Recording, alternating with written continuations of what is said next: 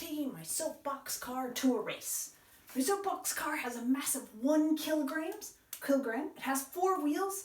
Each wheel has a mass of 0.25 kilograms, a radius of 3 centimeters, and a radius of gyration of 2 centimeters.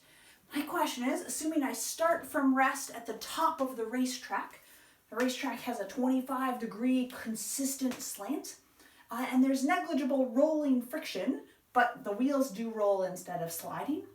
What is the velocity of my car at the bottom of the ramp? Looking at this problem, I see masses, velocities, and distances, so I'm immediately thinking conservation of energy or work energy principle. And I'm going to go ahead and use conservation of energy.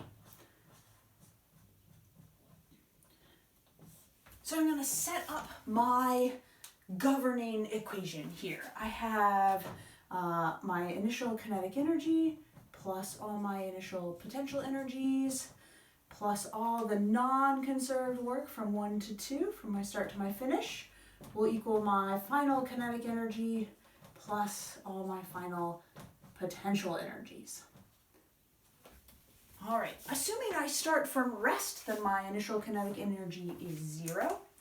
And my potential energy here is all gravitational potential energy from the car and from the wheels. So the whole object is going to move.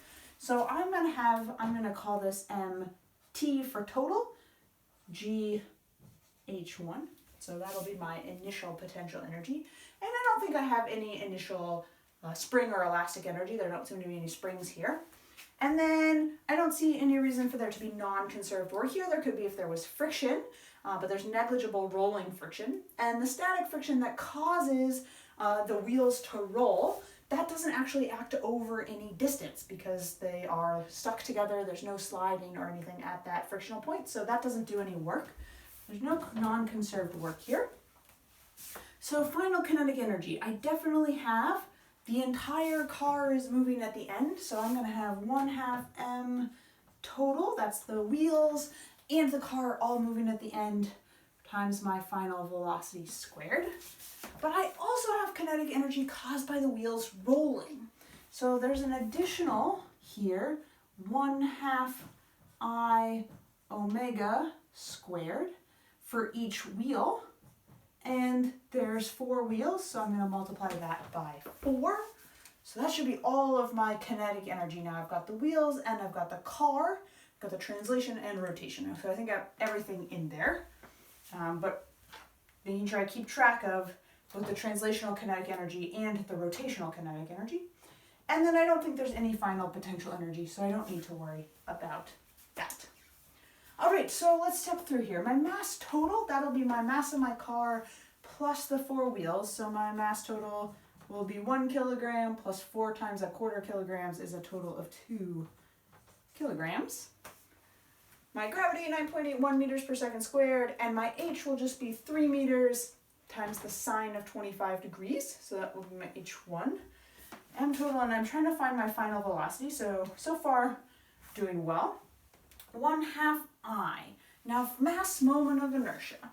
We don't know anything about the distribution of mass in these wheels, so it's hard to calculate it from fundamental principles. But we were given the radius of gyration k, and remember, the mass moment of inertia is just mk squared. And we know the mass of each of the wheels, so these will be mass of wheels times the radius of gyration of the wheel squared. So I can solve for my mass moment of inertia using this. And then my angular velocity omega, again, these are linked in the way that they're linked at the ground where the wheels touch the road. We don't have any motion, and that tells us that the velocity of the car will equal the radius times the omega. Or we could rearrange this to say our omega is our velocity divided by the radius of the wheels. Now we know our radius, so we're still trying to solve for the velocity squared, but I think we can plug this in as well for rotational kinetic energy to solve for the final velocity of this car. So let's do it. Total mass, 2 kilograms, gravity 9.81 meters per second squared, and the height will be 3 meters times the sine of 25 degrees, so it'll be just the height that it is over here, is 1/2 2 kilograms, again my total mass times velocity squared, plus 1/2, and now for my mass moment of inertia I'm going to use mk squared. So this is the mass of one wheel, 0.25 kilograms, times the radius of gyration, which is 2 centimeters, or 0.02 meters squared. Well, let's rewrite all of this on the next line. So plus 1/2 I, 0.25 kilograms, radius of gyration 0.02 meters squared. And then my velocity, which I said, or excuse me, yeah, my omega, angular velocity, which I said is my actual velocity divided by the radius, 0.03 meters squared. And I have 4 of those, so 4 times that. And now I just have one unknown, which is this final velocity. And if I solve for it, my soapbox car at the bottom of the racetrack is moving 4.5 meters per second. This is a fun problem that used to be a common thing to do as a kid, was to build soapbox cars.